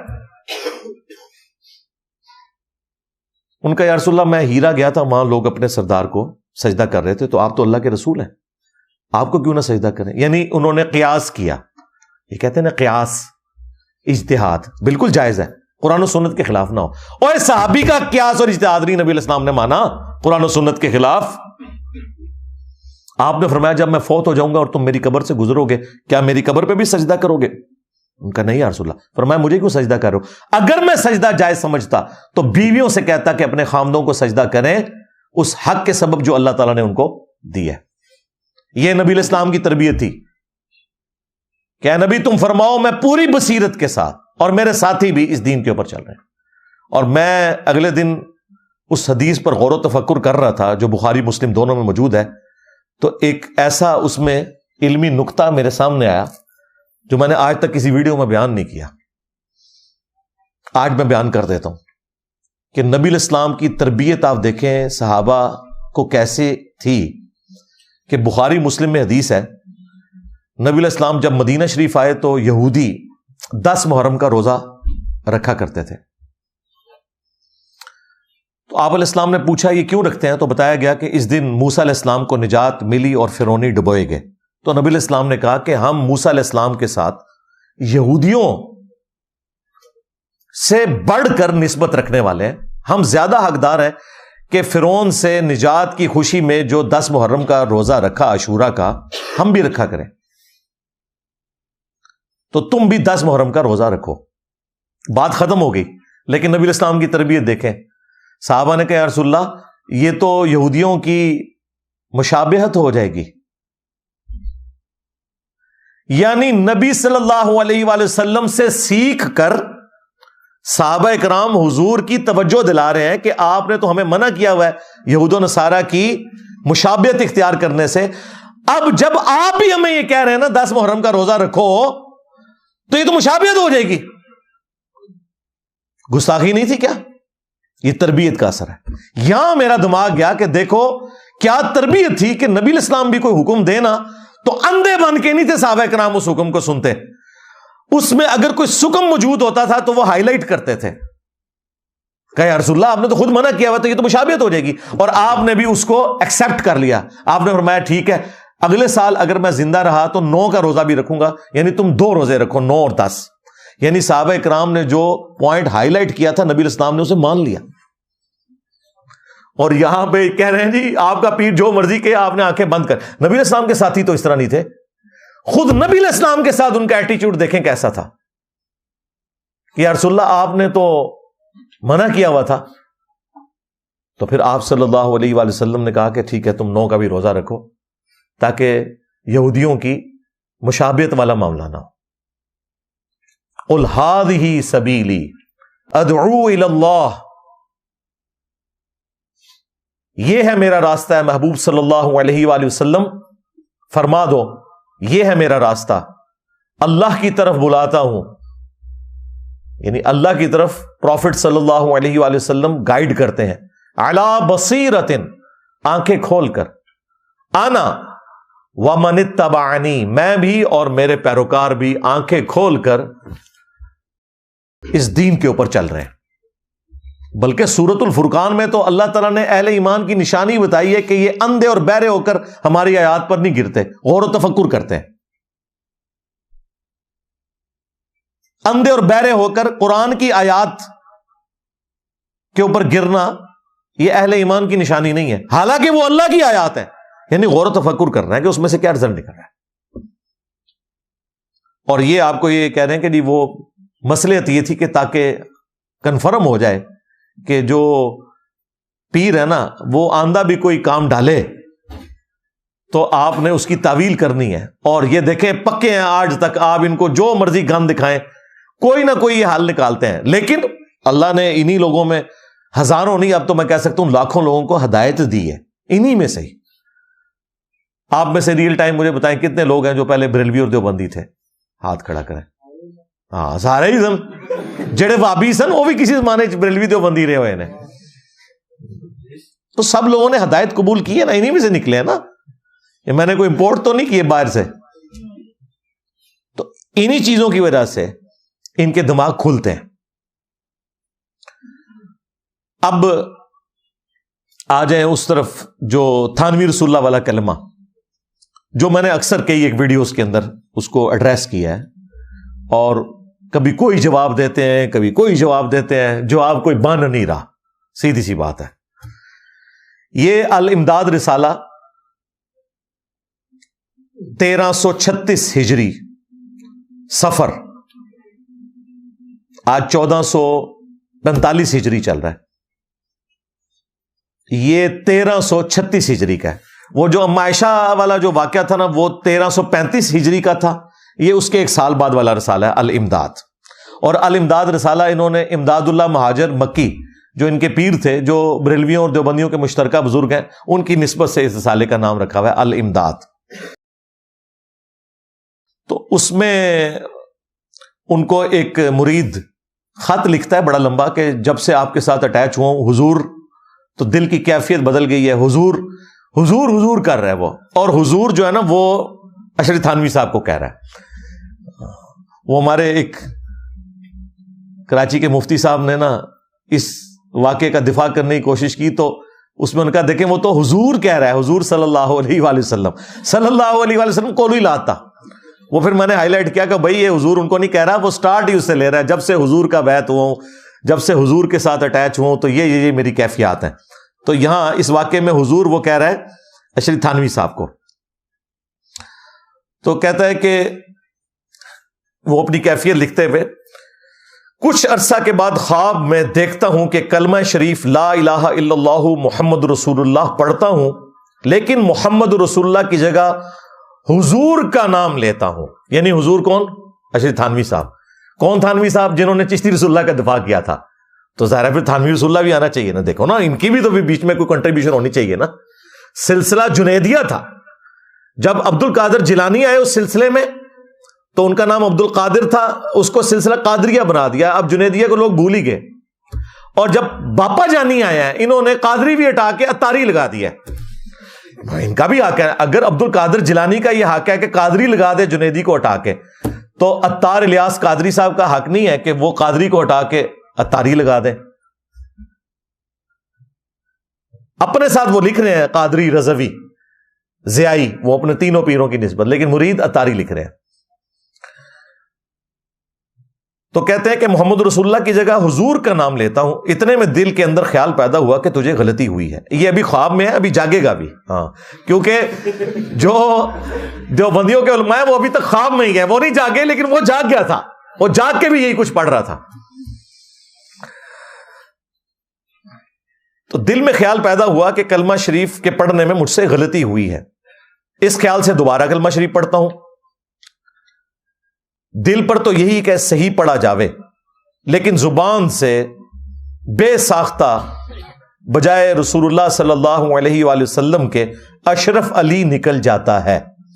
استغفر اللہ. حالانکہ مجھے اس بات کا علم ہے کہ اس طرح درست نہیں. اچھا وہ کہتے ہیں دیکھیں جی وہ مان رہے ہیں، اللہ کے بندو ہم بابی کو نہیں کہہ رہے، بابے کو کہہ رہے ہیں جس کو ایک خط لکھ رہا ہے. وہ نہیں مانا، یہ تو مان رہا ہے، واقعی غلطی مان رہا ہے، اور اس کے اوپر سے قلم بھی اٹھا ہوا ہے. اس وقت تک تو قلم اٹھا ہوا ہے اس سے، کیونکہ جامعہ ترمذی میں پوری سند کے ساتھ یہ حدیث موجود ہے، اور بلکہ صحیح بخاری کے اندر تعلیقاً امام بخاری بھی مولا علی علیہ السلام کا قول لے کر آئے ہیں کہ جب سیدنا عمر نے ایک مجنون پاگل شخص کے اوپر ہاتھ جاری کر دی تو مولا علی نے انہیں روکا اور کہا امیر المومنین، اللہ تعالیٰ نے 3 لوگوں سے قلم اٹھا لیا ہے. ایک سویا ہوا شخص جب تک کہ بیدار نہ ہو جائے، دوسرا نابالغ جب تک کہ بالغ نہ ہو جائے، اور تیسرا مجنون اور پاگل شخص. تو حضرت عمر نے اپنا ڈیسیژن واپس لے لیا، اور یہ حدیث مرفوع بھی ہے، مولا علی نے ہی روایت کی ہے نبی علیہ السلام سے، جامع ترمذی کے اندر بھی، سنن ابن ماجہ کے اندر بھی.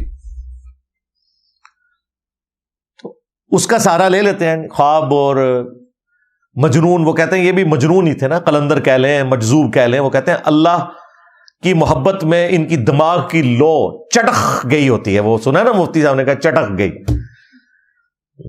تو پاگل کیا کرو نا انہوں، بزرگ بنا کے کیوں پیش کرتے ہو؟ نہیں، اللہ کی محبت میں، اللہ کی محبت کی تو بات نہیں ہو رہی ہے، تو رسول اللہ کے ساتھ گستاخی کر رہے ہیں. اور تم نے ہمیں سکھایا تھا، میں بھی 31 سال تک بریلوی رہا ہوں، کہ با خدا دیوانہ باش، با محمد ہوشیار. دیوانگی صرف اللہ کے لیے چلے گی، رسول اللہ کے لیے دیوانگی نہیں ہوگی. یہ تو رسول اللہ کی شان میں گستاخیاں ہو رہی ہیں، یہاں پہ وہ دیوانگی نہیں چلے گی. تو ان کے پاس یہی ایک سہارا تھا. ایک بخاری کی حدیث یہ اٹھا کے تعلیقاً کہ جی وہ 3 لوگوں سے قلم اٹھا ہوا ہے چھوڑ دو. اور بھائی اس سے تو قلم اٹھ گیا، اس کے پیر کو تو حیا ہونی چاہیے تھی. جب اسے لکھا گیا تو وہ اسے توبہ کرواتا کہ تو خواب میں بھی پڑھ رہا ہے اور بیداری میں، اس سے نہیں اس نے پڑھا ہے. یہ ایک ان کے پاس لیم ایکسکیوز ہے، 3 لوگوں سے قلم اٹھا ہوا. دوسرا ان کے پاس مسلم شریف کی وہ حدیث ہے، تو میرا بندہ میں تیرا رب. وہ جو ایک بندے کی زبان لڑکھڑا گئی، وہ بھی مثال کے طور پہ نبی علیہ السلام نے بیان کیا ایک توبہ قبول کرنے والے کی.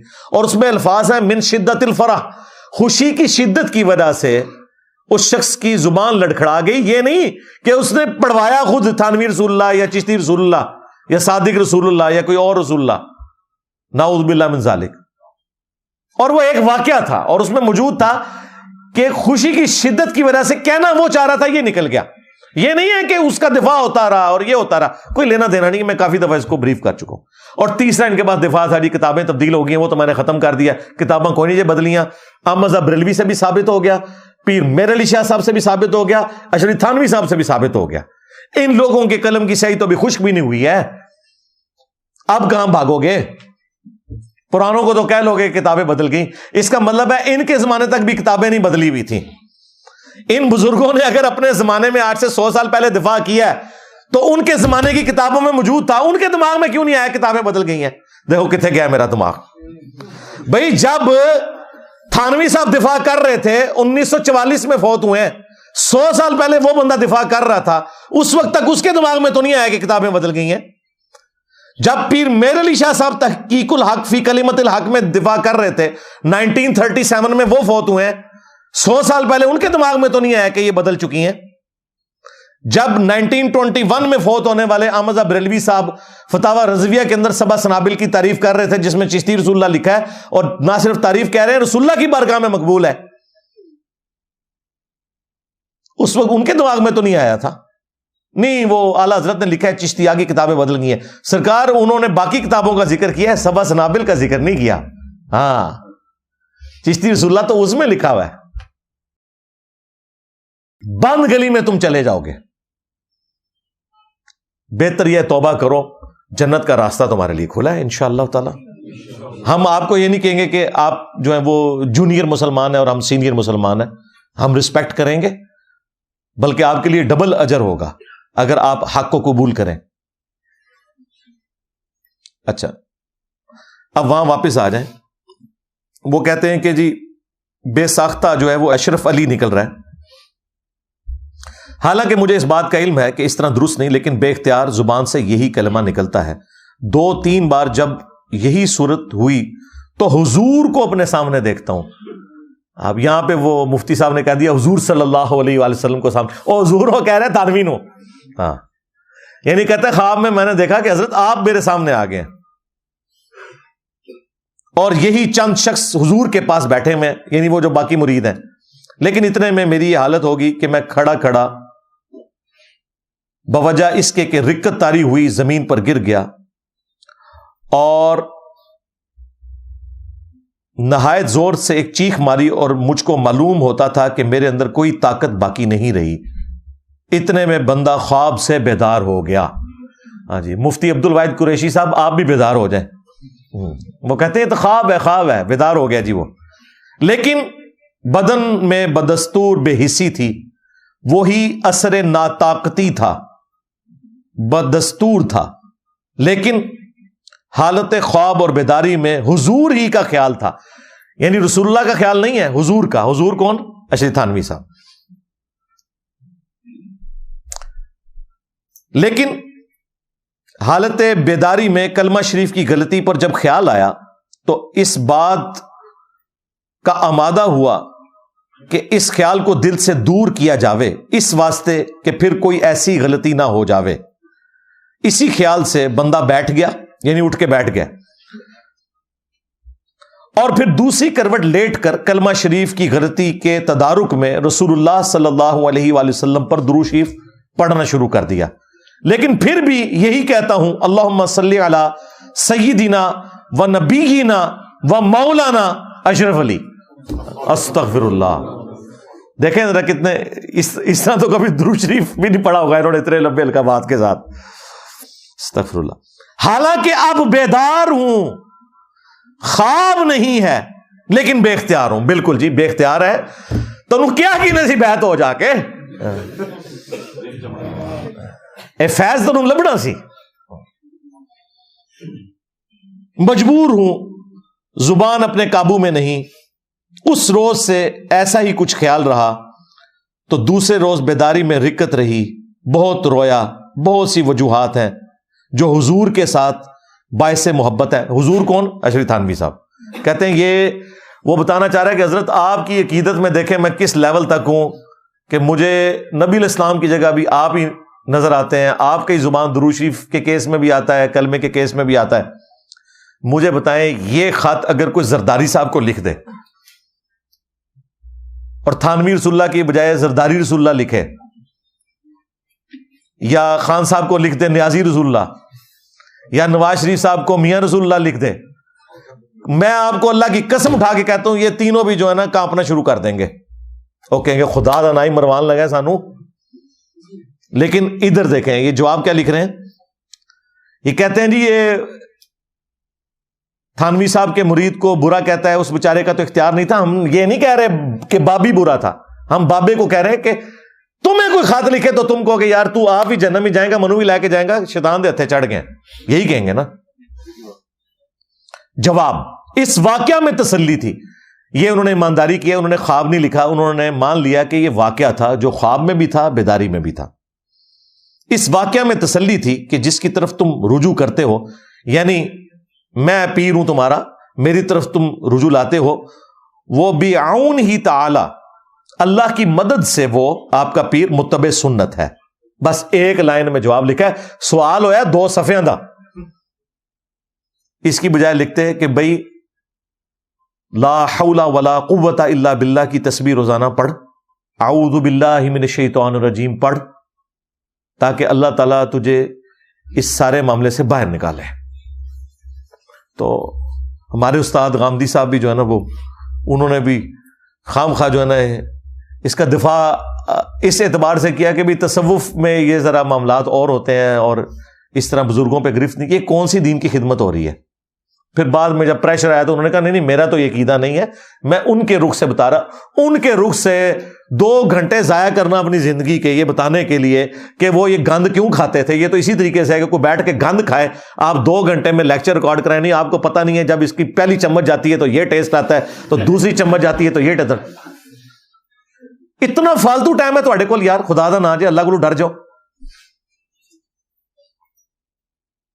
اور پھر اس دن سے دیوبندی بڑے خوش ہیں. دیکھیں جی انجینئر صاحب جو ہے نا وہ ہمارے بزرگ, دیکھیں یہ غامدی صاحب بھی تو ہے نا, تو وہ اسی کے لیے غامدی صاحب کر رہے تھے. انہوں نے دنیا میں اپنا اجر لے لیا. میں نے تو دنیا میں کسی سے کوئی اجر نہیں لینا, آخرت میں اجر انشاءاللہ تعالی, انشاءاللہ تعالی. تو یہ جناب واقعہ مکمل ہوا. میں نے اکثر اوقات اس کو بیان کیا ہے. اینڈ پہ میں دیوبندی پبلک کو ہوشیار کرنے کے لیے باقی مسلمانوں کو بھی, خواہ وہ بریلوی ہوں, اہل حدیث ہوں, شیعہ ہوں, دیوبندی ہوں, سب کے لیے چند ایک آیات اور حق چار یار کی نسبت سے 4 مثالیں میں پیش کروں گا صحابہ کرام کی زندگی سے کہ ان کا ایٹیچیوڈ کیا تھا، کہ کیا وہ بھی اسی طریقے سے اندھے بن کر کسی کے پیچھے چلتے تھے یا واقعی وہ دیکھتے تھے کہ قرآن و سنت کیا کہتا ہے۔ لیکن تفصیل میں جانے سے پہلے ایک دفعہ درود شریف پڑھ لیں۔ اللہم صلی علی محمد وعلی آل محمد واصحاب محمد وازواج محمد وامت محمد اجمعین الی یوم الدین۔ میرے بھائیو، قرآن حکیم میں اللہ تبارک و تعالی نے یہود و نصارہ کی خرابیوں کا ذکر کرتے ہوئے ایک خرابی کا ذکر کیا۔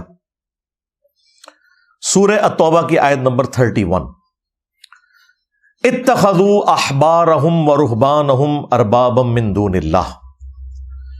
یہود و نصارہ نے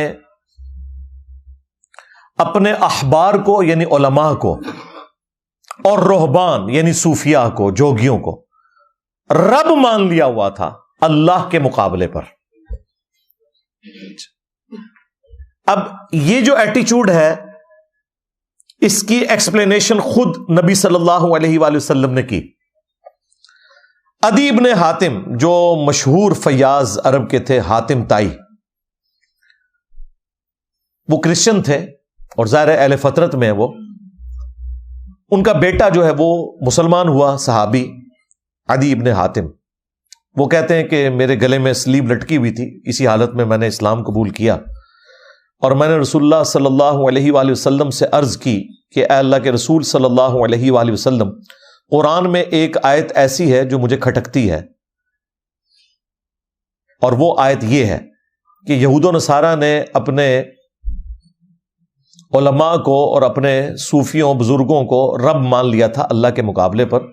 تو یا رسول اللہ، ہم تو اپنے علماء اور بزرگوں کی پرستش تو نہیں کرتے تھے، تو قرآن میں ہمیں اس اعتبار سے کیوں کہا گیا؟ تو جواب ذرا سنیں۔ نبی صلی اللہ علیہ وآلہ وسلم نے فرمایا، یہ حدیث جامعہ ترمذی کے اندر موجود ہے اور سلسلہ احادیث صحیحہ میں شیخ البانی لے کر آئے اس حدیث کو۔ آپ صلی اللہ علیہ وآلہ وسلم نے فرمایا کہ اے عدی ابن حاتم، کیا جب تمہارے علماء اور یہ رہبان تمہیں کوئی بات بتاتے تھے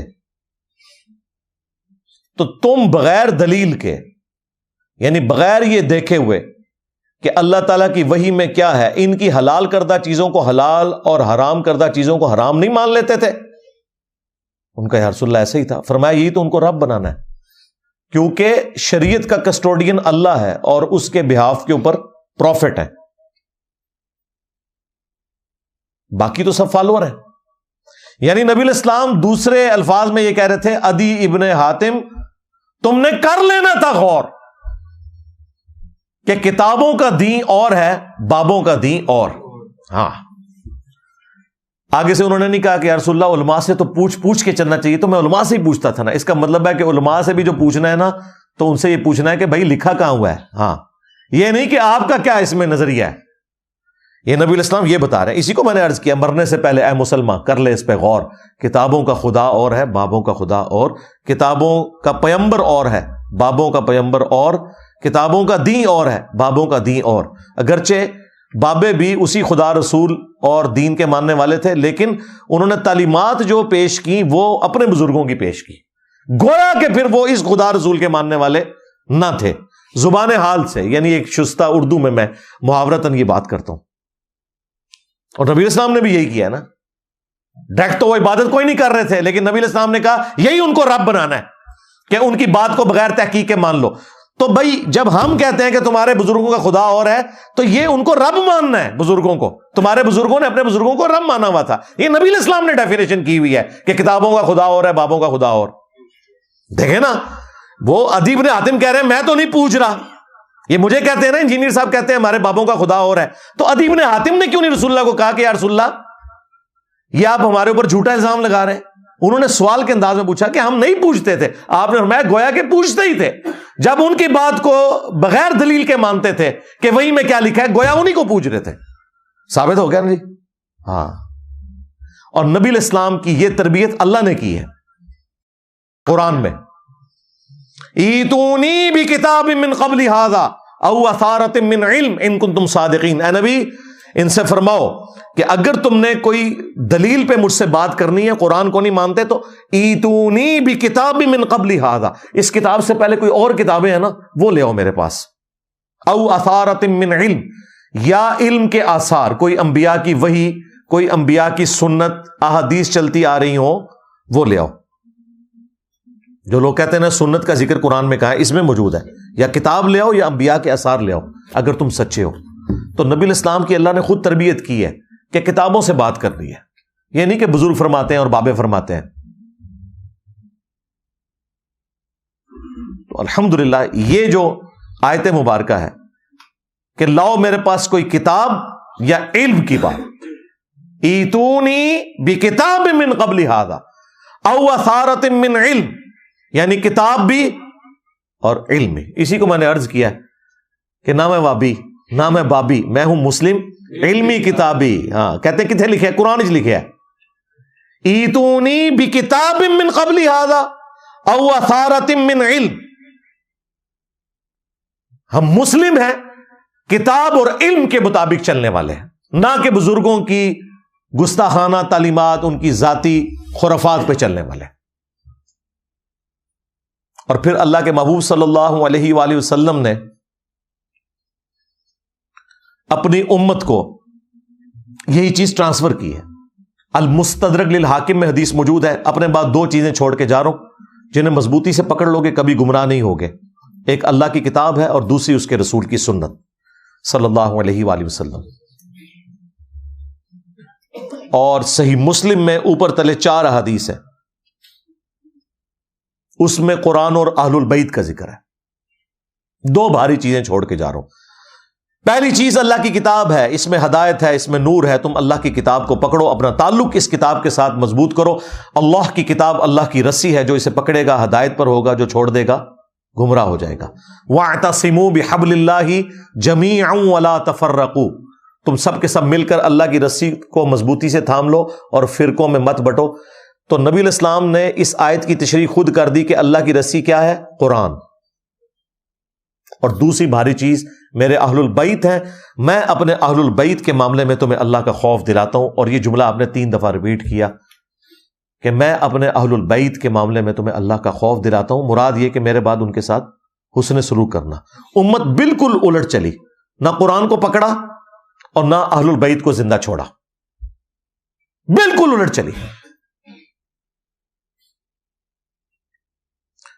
سورۃ النساء میں ایک بڑی زبردست آیت مبارکہ ہے، 59 نمبر، یا ایھا الذین آمنوا اطیعوا اللہ واطیعوا الرسول، اے اہل ایمان اطاعت کرو اللہ کی اور اطاعت کرو اس کے رسول کی، واولی الامر منکم، اور اپنے حکمران کی بھی۔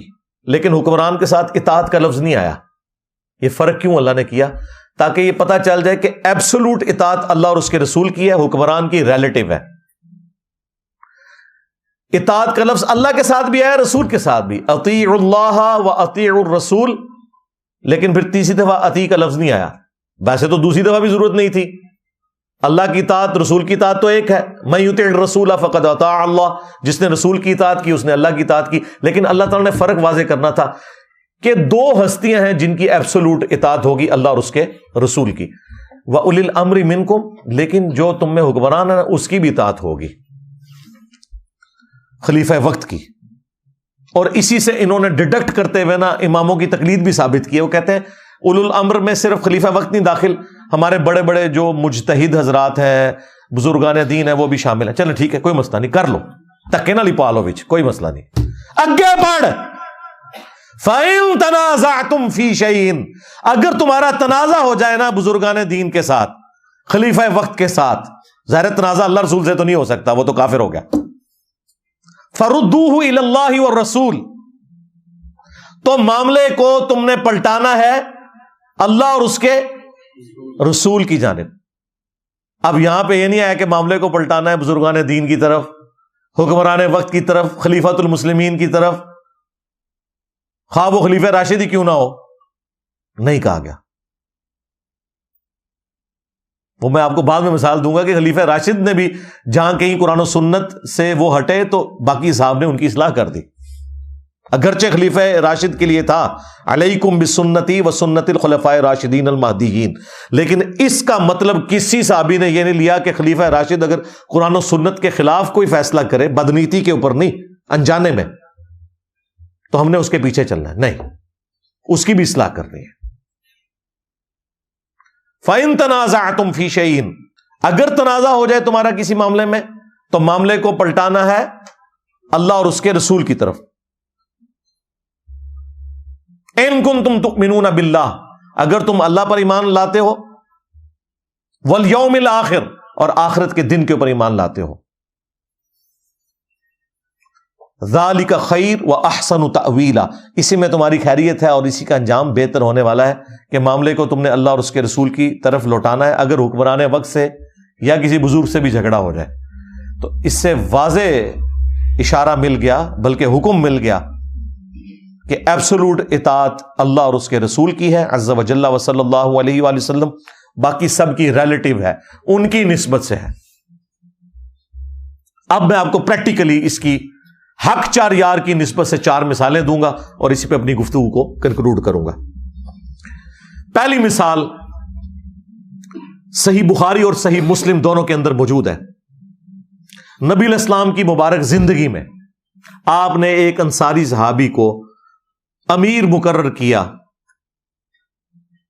ایک قافلہ کوئی روانہ کیا، کوئی جماعت بھیجی، ان کے اوپر ایک انصاری امیر لگایا. راستے میں اس امیر کو غصہ آیا تو اس نے اپنے سب آرڈینیٹس کو حکم دیا کہ لکڑیوں کا ایک بہت بڑا الاؤ جلاؤ، اور وہ جب جل گیا تو اس نے کہا کہ دیکھو میری اطاعت رسول اللہ کی اطاعت ہے اور رسول اللہ کی اطاعت اللہ کی اطاعت ہے، اور میری نافرمانی رسول اللہ کی نافرمانی ہے اور رسول اللہ کی نافرمانی اللہ کی نافرمانی ہے. میں تمہیں حکم دیتا ہوں کہ اس آگ میں چھلانگ مارو. اب وہ کوئی حنفی شافی مالکی حنبلی تو نہیں تھا، حالانکہ مجھے بتائیں یہ بڑے بڑے امام کیا اس انصاری صحابی کے برابر ہو سکتے ہیں جسے رسول اللہ نے امیر بنایا ہو؟ لیکن وہ آگے جو تھے نا وہ بھی تربیت یافتہ تھے نبی علیہ السلام کے. انہوں نے کہا کہ ہم آگ سے بچنے کے لیے ہی تو رسول اللہ کے دامن کرم میں آئے تھے، تو ہمیں دوبارہ اسی آگ میں پھینک رہے ہیں، ہم یہ تیری بات نہیں مانیں گے.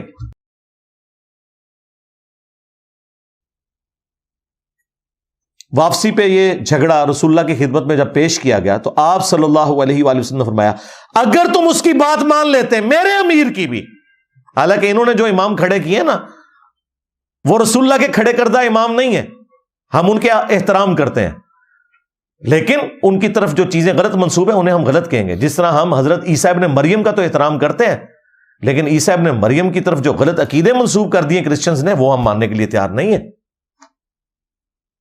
آپ نے فرمایا اگر تم اس کی اطاعت کرتے اور اس آگ میں چھلانگ لگاتے تو جہنم کی آگ میں جا کے نکلتے سیدھے. پھر نبی علیہ السلام نے فرمایا اللہ کی نافرمانی میں مخلوق کی اطاعت نہیں ہے، مخلوق کی اطاعت صرف معروف میں ہے، منکر میں نہیں ہے. بالکل کلیئر کٹ عقیدہ. مجھے بتائیں اگر نبی علیہ السلام کا مقرر کردہ امیر اس کی تقلید نہیں ہو سکتی، اس کے پیچھے آپ اندھے بن کر نہیں چل سکتے، تو باقی تے کوئی وڈے تو وڈا امیر، کوئی بزرگ امام تے شاہی کوئی نہیں اس صحابی کے مقابلے پہ جس کے پیچھے نبی علیہ السلام کھڑے ہوئے. دوسری مثال بھی بخاری اور مسلم دونوں کے اندر موجود ہے. حضرت عمر فاروق رضی اللہ تعالیٰ عنہ کے دور میں خلیفہ راشد ہیں، پیروی کا حکم ہے، لیکن کہاں تک پیروی کا حکم ہے؟ جہاں تک قرآن و سنت سے وہ مطابقت رکھ کے چلیں. جہاں کہیں ان سے مس ہینڈلنگ ہو، ظاہر انسان ہے، پھر ان کی پیروی نہیں ہے اس معاملے میں، بلکہ ان کی اصلاح کی جائے گی. وہ حدیث بخاری مسلم دونوں میں ہے. حسان ابن ثابت مسجد نبوی میں بیٹھ کے نعتیہ اشعار پڑھ رہے تھے. حضرت عمر اپنے دور خلافت میں وہاں سے گزرے، انہیں صرف تیکھی نظروں سے دیکھا، زبان سے کچھ نہیں بولا. لیکن وہ صحابی اگرچہ شاعر تھے، شاعر بڑے کمزور دل لوگ ہوتے ہیں، ان میں بہادری والا کوئی ایلیمنٹ ہی نہیں ہوتا اس طرح کا. اور پھر حضرت عمر سامنے کھڑے ہوں، ان کا عمر اس طرح مت دیکھ میری طرف، تجھ سے بہتر شخص مسجد میں ہوتے تھے، میں انہیں بھی نعت سناتا تھا. حضرت عمر نے بھی کوئی اپنی وہ نہیں کیا کہ شرمندگی بچانے کے لیے میں تکڑا ایسا کتنے بندے بیٹھے ہوئے اس ٹائم مسجد، نہیں، ان کا جو تو نے سمجھا ہے میں نے واقعی اسی نظر سے تجھے دیکھا ہے، مان لیا، کہا کہ اپنی اس بات کے اوپر گواہ لے کر آؤ۔ حضرت ابو ہریرہ پاس بیٹھے تھے، حضرت حسان نے ان کی طرف اشارہ کیا تو انہوں نے پھر گواہی دی، اے امیر المومنین میں گواہی دیتا ہوں کہ نہ صرف نبی علیہ السلام نے نعتیہ اشعار سنے ان سے، بلکہ ان کے لیے دعا کی کہ اے اللہ روح قدس کے ذریعے حسان کی مدد فرما جس طرح تو نے عیسیٰ ابن مریم کی مدد کی تھی، وَأَيَّدْنَاهُ بِرُوحِ الْقُدُسِ، بلکہ مسلم میں تو الفاظ ہیں حسان ہمارے تیر اور تلواریں اتنا زخم نہیں دیتے ان کافروں کو جو تیرے اشعار دیتے ہیں، کیونکہ عرب کے لوگ اپنی زبان کے اوپر بڑا ناز کرتے تھے نا، تو وہ پھر اشعار وہ کام کرتے تھے۔ دیکھیں نا ہمارا ایک شعر سب کو لے ڈوبا نہیں ہے، میرے نبی سا ہے ہی کوئی نہیں، تیرے بابے تھے شاہ ہی کوئی نہیں۔ آپ دیکھیں نا اس کے اندر کتنی جان ہے۔ ہاں، انا النبی لا کذب انا ابن عبد المطلب، میں نبی ہوں اس میں کوئی شک نہیں، میں عبد المطلب کا بیٹا ہوں اس میں کوئی شک نہیں۔ یہ رجز پڑا تھا نبی علیہ السلام نے غزوہ حنین میں، تو اس میں جو جان ہے تو یہ اشعار کے اندر جان ہے۔ تو حضرت عمر فاروق رضی اللہ تعالیٰ عنہ نے جب یہ بات سنی وہاں سے چلے گئے۔ اس واقعے سے کتنے مدنی پھول نکلے۔ نمبر 1، کوئی بڑے سے بڑا انسان ہو، امام ہو، بزرگ ہو، صحابی ہو، خلیفہ راشد ہی کیوں نہ ہو، سیدنا عمر، ان کے ساتھ بھی ایسا ہو سکتا ہے کہ ان سے کوئی بات چھپی رہ جائے، کوئی حدیث ان تک نہ پہنچی ہو۔ تو تواڈے امام تے شاہی کوئی نہیں، کہتے نہیں اماموں کو نہیں تھا پتا، بزرگوں کو نہیں پتا، اور حضرت عمر کو حدیث کا نہیں پتا تھا، تو کیا حضرت عمر کا مرتبہ گر گیا؟ نہیں، یہ ہو سکتا ہے۔ نمبر 2، حضرت عمر نے یہ درس دیا کہ قرآن و سنت سے جو بھی دلیل پیش کرے پھر تم نے اپنی بزرگی کو نہیں دیکھنا، اگرچہ وہ خلیفہ راشد تھے، ان کی پیروی کا حکم تھا، لیکن اس وقت تک حکم تھا جب تک قرآن و سنت کے خلاف کوئی بات نہ ہو۔ حضرت عمر بیک فٹ پہ چلے گئے۔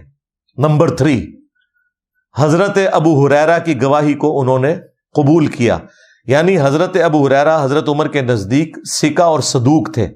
بعض غالی شیعہ کی طرف سے، رافضیوں کی طرف سے یہ اعتراض کیا گیا کہ ان کا کنفلکٹ تھا، وہ کنفلکٹ تھا، وہ معاملہ کوئی اور تھا، لیکن روایت حدیث میں حضرت عمر حضرت ابو ہریرہ کو ثقہ اور صدوق مانتے تھے، ان کی حدیثیں قبول کرتے تھے۔ اور چوتھا رزلٹ یہ نکلا کہ حسان ابن ثابت شاعر ہونے کے باوجود انہوں نے یہ پرواہ نہیں کی کہ میرے سامنے کون بندہ کھڑا ہے، قرآن و سنت کی روشنی میں انہوں نے ان سے اختلاف کرنے کی جرت کی۔ یہ بھی رزلٹ نکلا۔ 2 مثالیں ہو گئی، تیسری مثال سنیں۔ صحیح بخاری میں حدیث ہے، ایک صحابی کہتے ہیں کہ جنگ جمل کے دنوں میں مجھے ایک حدیث نے بڑا نفع پہنچایا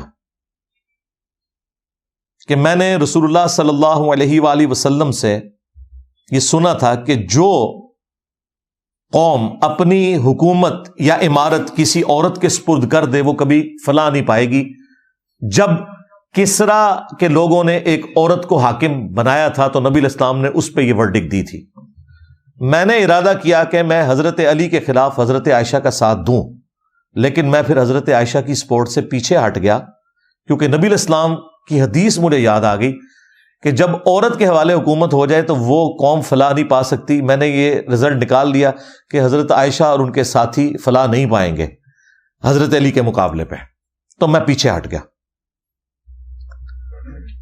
اندازہ کریں صحابہ کرام کا یہ عقیدہ تھا کہ جسے فٹ اسے گفٹ، اگرچہ یہ حدیث ایک آتش پرست عورت سے متعلق تھی، اور اس صحابی نے لگائی کس جگہ پہ؟ اما عائشہ کے اوپر سلام اللہ علیہا، لیکن بے احترامی نہیں کی۔ اس زمانے میں یہ نہیں ہوتا تھا اے بتاں لی آیتاں نے، اے کافراں لی آیتاں نے، اے وہابیاں لی آیتاں نے، اے سنیاں لی آیتاں نے، نہ، جو بھی جرم کرے گا وہ اس کیٹیگری میں فال کرے گا، وہ فٹ کر دیتے تھے۔ وہ کہتے تھے عمارت جو ہے نا وہ عورت کے سپرد نہیں ہونی چاہیے۔ بلکہ بخاری میں تو یہاں تک آیا کہ عمار ابن یاسر نے کوفے کے ممبر کے اوپر خطبہ دیا، اے لوگو سیدہ عائشہ بصرہ کے لیے روانہ ہو چکی ہیں، وہ دنیا اور آخرت میں تمہارے نبی کی بیوی ہیں، یعنی مرتبہ نہیں کوئی کام کر سکتا. ہاں ہم شیعان علی ہیں، عمار ابن یاسر والے. اما عائشہ دنیا اور آخرت میں ہماری ماں ہے، رسول اللہ کی بیوی ہیں، یہ مرتبہ ان سے کوئی نہیں چھین سکتا.